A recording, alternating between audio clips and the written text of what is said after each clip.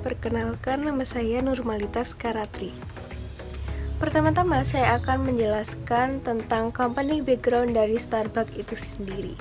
Starbucks didirikan oleh 3 orang fanatik kopi, yaitu Gerald Baldwin, Gordon Bowker, dan Zig Ziglar di Seattle, Washington DC, Amerika Serikat pada tahun 1971. Pada tahun 1982, Schultz bergabung dengan marketing team. Pada tahun 1984, Schultz mendirikan Il Giomel yang menawarkan kopi seduh dan minuman espresso dengan biji Starbucks. Il Giomel memperoleh aset Starbucks dan mengubah nama menjadi Starbucks Corp pada tahun 1987. Kemudian pada tahun 1992, 140 toko di Northwest dan Chicago dibuka untuk publik. Pada tahun 2002, Starbucks melayani 20 juta pelanggan di seluruh dunia. Starbucks telah mencapai 40% dari compound annual growth rate sejak penawaran umum perdananya. Selanjutnya ada problem statement. Starbucks harus merespon riset pasar baru-baru ini yang menunjukkan bahwa perusahaan tidak memenuhi harapan pelanggan dalam hal pelayanan. Untuk meningkatkan kepuasan para pelanggan, perusahaan memperdebatkan rencana untuk meningkatkan jumlah tenaga kerja di tiap tokonya. Secara teori, akan meningkatkan kecepatan pelayanan. Namun, dampaknya yang akan menghabiskan biaya sebesar $40 juta per tahun. Terhadap keuntungan perusahaan juga masih belum jelas. Faktor-faktor awal kesuksesan Starbucks yang pertama adalah kopi itu sendiri. Starbucks memiliki kopi yang berkualitas tinggi. Starbucks memonitor penyampaian sampai distribusi ke seluruh dunia. Yang kedua adalah suasana. Starbucks memiliki daya tarik universal yang membuat pelanggan ingin berkunjung. Yang ketiga adalah service. Starbucks memberikan layanan dengan menciptakan keintiman pelanggan serta memberikan pengalaman yang menyenangkan bagi setiap pelanggannya. Faktor lain yang berkontribusi pada kesuksesan awal Starbucks. Yang pertama adalah pasar yang menarik, yaitu belum tereksploitasi dan tanpa pesaing yang kuat. Selanjutnya adalah kepuasan mitra. Memiliki tingkat kepuasan yang tinggi, yaitu 80-90% dengan turnover yang rendah. Kemudian adalah strategi distribusi dan lokasi toko. Starbucks berada di pusat lalu lintas atau pusat keramaian atau pusat aktivitas dan hubungan pelanggan yang memiliki visibilitas tinggi. Kemudian proposisi nilai dari Starbucks itu sendiri. Starbucks berfokus pada hal-hal intangible yang terkait dengan minum kopi.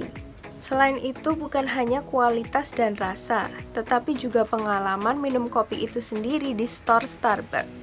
Ini memberikan manfaat emosional dan mencoba meningkatkan budaya kopi nasional dari penawarannya. Starbucks mengubah citra merek yang semula citra merek lamanya adalah Starbucks menyediakan kopi kualitas terbaik dan menjadi a third place. Kemudian beralih menjadi citra baru, yaitu Starbucks menyediakan kopi yang enak dan menjadi tempat untuk bertemu orang dan melanjutkan aktivitas. Assalamualaikum warahmatullahi wabarakatuh. Nama saya Dini Putri Utami. Di sini saya akan mencoba menjelaskan mengenai mengapa tingkat kepuasan pelanggan Starbucks menurun. Oke, kita mendapat presentasi mengenai minuman Starbucks yang menurun. Dari presentasi tersebut, minuman baru itu yang sudah berlabel premium itu menurut dari pelanggan sendiri sudah jarang untuk menikmatinya karena mereka tidak terlalu terbiasa dengan minuman tersebut.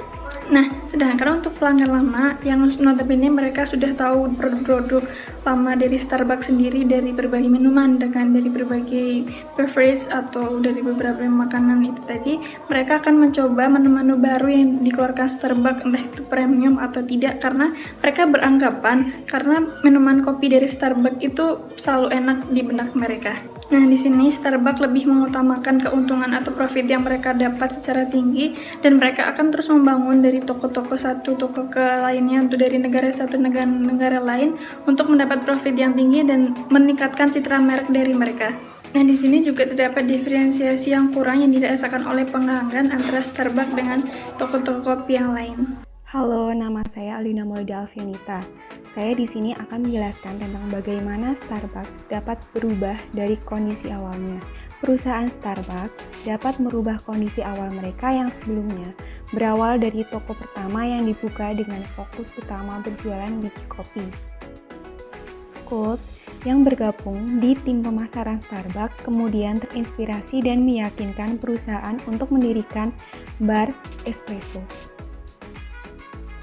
Saat Schultz mempunyai kesempatan untuk mengambil alih perusahaan dari pendiri Starbucks dan mendirikan toko baru, toko ini menjual biji utuh dan minuman kopi dengan harga premium yang disajikan di cangkir dan melayani khususnya pelanggan menengah ke atas, terdidik, dan pekerja atau white collar.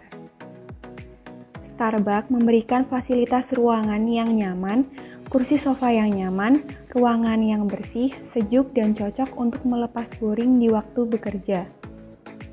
Perusahaan Starbucks memiliki filosofi khusus yaitu di mana kami ingin menjangkau pelanggan di mana mereka bekerja, melakukan perjalanan, berbelanja, dan makan. Starbucks dapat berubah dari kondisi awalnya dari tahun 1992 ke 2002. Dalam penjualan, 50% penjualan dari penjualan kopi biji utuh menjadi 77% penjualan dari minuman. Dalam menu, kopi biji utuh menjadi penambahan item baru dan makanan dan minuman baru. Dalam suasana, yaitu lounge dengan budaya kopi Italia menjadi kedai kopi yang lebih kecil. Audiens target, yaitu profesional kelas menengah atas menjadi profil demografis berpenghasilan lebih muda dan lebih rendah. Audiens target, yaitu profesional kelas menengah atas menjadi profil demografis berpenghasilan lebih muda dan lebih rendah. Dalam kombinasi minuman, yaitu lebih sedikit minuman menjadi terlalu banyak minuman. Alasannya yaitu penambahan minuman baru setiap musim liburan. Untuk dalam proses, simple menjadi kompleks. Dalam waktu pengiriman, yaitu pelayanan lebih cepat menjadi pelayanan lebih lambat. Untuk norma perusahaan, pelanggan pergi ke Starbucks, menjadi Starbucks pergi ke pelanggan. Untuk citra perusahaan, kopi berkualitas terbaik di mana orang-orang bisa bersantai, menjadi kopi yang enak dan bertemu orang-orang. Perkenalkan, nama saya Melinia Nadia Rizky, saya akan menjelaskan nomor 4. Jelaskan pandangan pelanggan Starbucks yang ideal dilihat dari sudut pandang profitabilitas, apa yang akan diperlukan untuk memastikan bahwa pelanggannya ini sangat puas dan seberapa berharganya pelanggan yang sangat puas untuk pihak Starbucks. Pelanggan paling ideal adalah pelanggan yang setia atau sering berkunjung 18 kali per bulannya. Pelanggan ideal akan memiliki usia pelanggan bertahan dengan rata-rata 8,3 tahun. Kepuasan pelanggan dapat ditingkatkan dengan mempercepat pelayanan, mendapatkan cangkir gratis dari Starbucks, dan pelatihan mitra yang lebih baik untuk memperlakukan pelanggan dengan lebih baik. Pelanggan sangat puas dapat ditingkatkan melalui mempercepat pelayanan, fokus pada staf yang lebih ramah dan perhatian, meningkatkan efisien layanan dengan berinvestasi pada mesin baru, fokus pada insentif yang lebih baik bagi pelanggan setelah sejumlah kunjungan tertentu, meningkatkan efisien kebersihan.